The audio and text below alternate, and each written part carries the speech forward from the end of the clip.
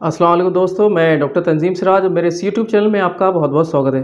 दोस्तों, आज के इस वीडियो में बात करने वाला हूँ अल्सरेटिव कोलाइटिस के सबसे बड़े कारण के बारे में, यानी कि अल्सरेटिव कोलाइटिस का सबसे बड़ा कारण क्या होता है।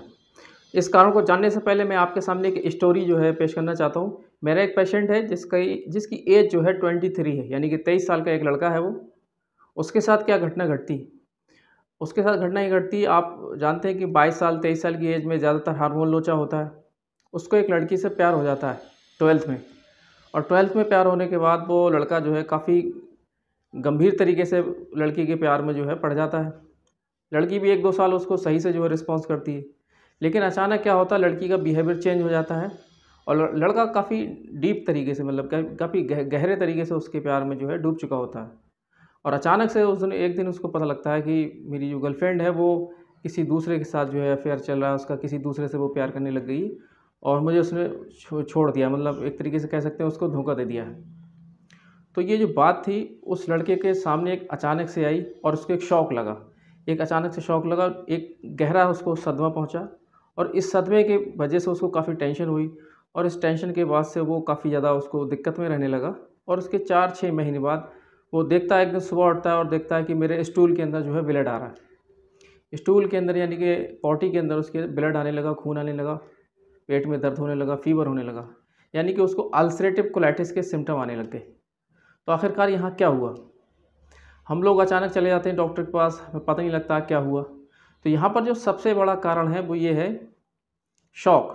वो जो उसको शॉक लगा, जिसे जीएनएम में बोलते हैं कि इनडाइजेस्टिबल मोर्सल कॉन्फ्लिक्ट, यानी कि कोई भी ऐसी घटना जैसे आप अचानक से आपकी ज़िंदगी में होती है और उसको आप बर्दाश्त नहीं कर पाते हो। उस घटना के साथ आप उसको डाइजेस्ट नहीं कर पाते हो, मेंटल रूप से आप उसको डाइजेस्ट नहीं कर पाते हो।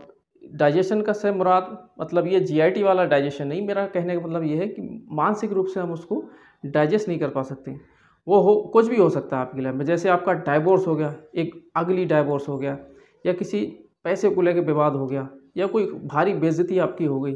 कोई भी ऐसी घटना हो सकती है जिससे आपको काफ़ी ज़्यादा एक मतलब वो चीज़ आप डाइजेस्ट नहीं कर पा रहे हैं, मेंटली आप एब्जॉर्ब नहीं कर पा रहे हैं उस चीज़ को। तो होता क्या है, हमारा ब्रेन के अंदर जो ब्रेन स्टेम होती है और हमारा जो इंटेस्टाइन वाला पार्ट है, ये एंडोडर्म की ओरिजिन का होता है। कहने का मतलब ये है, जो शॉक हम रिसीव करते हैं, जो शॉक हमको लगता है, किसी मरीज को लगता है, तो उससे क्या होता है, ब्रेन एक मैसेज भेजता है एंडोडर्म वाले पार्ट में। एंडोडर्म लार्ज इंटेस्टाइन में जाता है। लार्ज इंटेस्टाइन यानी कि कोलन इसका जो पार्ट होता है बड़ी आंत का, तो लार्ज इंटेस्टाइन का बहुत ज़्यादा डाइजेशन में इतना ज़्यादा हेल्प नहीं होता जितना कि स्मॉल इंटेस्टाइन यानी कि छोटी आंत कर देती है। 80% जो है डाइजेशन हो चुका होता है। तो बड़ी आंत क्या करती है, मोस्टली एब्जॉर्ब करती है, इलेक्ट्रोलाइट सोडियम पोटेशियम को एब्जॉर्ब करती है, बाकी फीकल मैटर को बाहर निकालती है।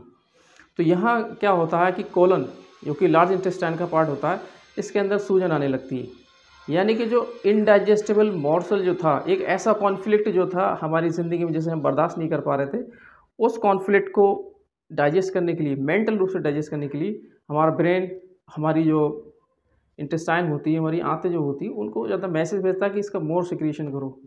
तो वो जो है अपनी एक्टिविटी को बढ़ाती है लार्ज इंटेस्टाइन। तो वहाँ पर प्रोलिफरेशन होता है। एक बायोलॉजिकल पर्पज़ होता है सेल का, जो अपने आप को मेंटेन करने के लिए वो अपने आप के फंक्शन को बढ़ाती है। और जब वो अपने फंक्शन को बढ़ाती है, वो हीलिंग फेज में जाती है, तो वहाँ पर सूजन भी आती है और एक तरीके से रेक्टल ब्लीडिंग भी होती है और पेट में दर्द भी होता है। कहने का मतलब ये है, उस घटना के बाद आपके अंदर अल्सरेटिव कोलाइटिस के सिम्पटम आने लग जाते हैं। तो मैं आपको ये बताना चाह रहा हूँ कि अल्सरेटिव कोलाइटिस अगर आपको है, तो आप अपनी ज़िंदगी में जाइए और अपने आप से पूछिए क्या वजह थी, आपको कैसे अल्सरेटिव कोलाइटिस हुआ। एक दूसरा एग्जाम्पल मैं अपने पेशेंट का देना चाहता हूँ। एक पेशेंट मेरे पास 11 महीने का बच्चा आता है।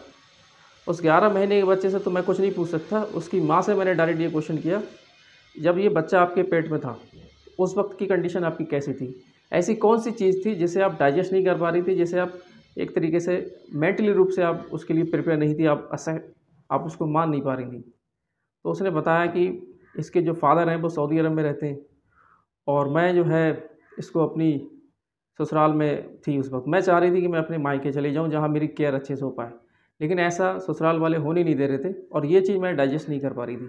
तो इससे मुझे काफ़ी ज़्यादा दिक्कत थी, एक मुझे जो है एक्सेप्ट नहीं हो पा रही थी चीज़ें। तो हुआ क्या, माँ ने जो सोचा उसका बच्चे पे इफ़ेक्ट पड़ा और बच्चे पे जो है 11 महीने के अंदर अल्सरेटिव कोलाइटिस हो गया। बच्चे के अंदर जो है कोलाइटिस के सिम्पटम आ गए।